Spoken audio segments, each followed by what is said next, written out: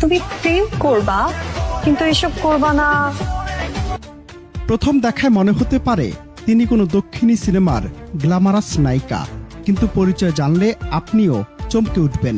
তিনি ব্রাহ্মণবাড়িয়ার কসবা উপজেলার সৈয়দাবাদ সরকারি আদর্শ মহাবিদ্যালয় ছাত্র দলের সদ্য ঘোষিত কমিটির সাংস্কৃতিক বিষয়ক সম্পাদক রেদওয়ান ইসলাম।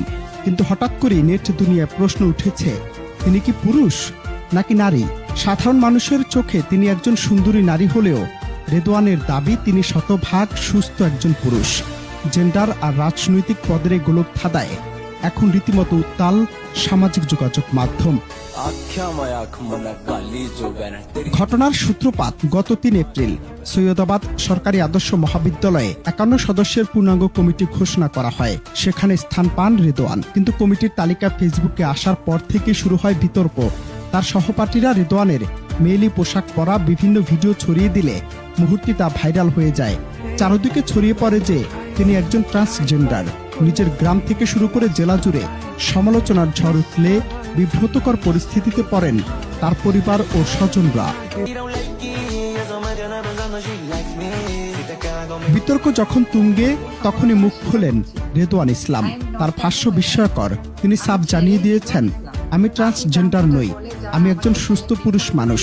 সামাজিক মাধ্যমে তাকেও তার পরিবারকে নিয়ে সমালোচনা না করার অনুরোধ জানিয়ে তিনি একে মিথ্যা অপবাদ ও সম্মানহানি হিসেবে আখ্যা দেন।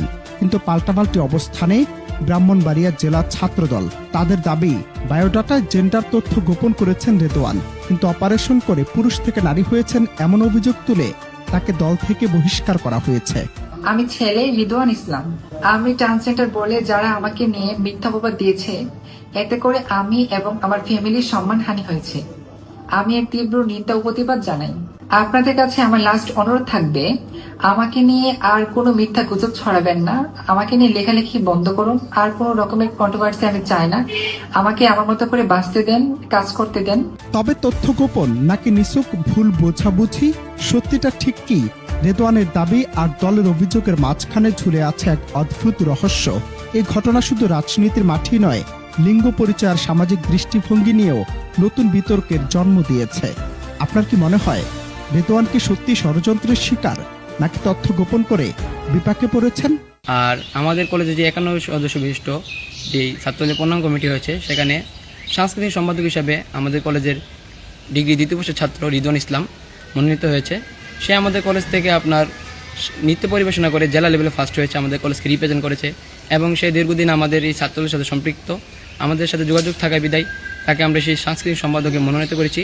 এবং তার আলাদা আরেকটি পরিচয় রয়েছে, সে সোশ্যাল মিডিয়ায় কন্টেন্ট ক্রিয়েট করে এবং সে একজন মডেল। সেই হিসাবে আমরা ওকে এই পদে মনোনীত করেছি। এবং সোশ্যাল মিডিয়ায় যেই বিতর্কের জ্বর উঠেছে, সেটি নিয়ে আমরা পরবর্তী সংবাদ সম্মেলনের মাধ্যমে আমরা ক্লিয়ার করব বিষয়টি।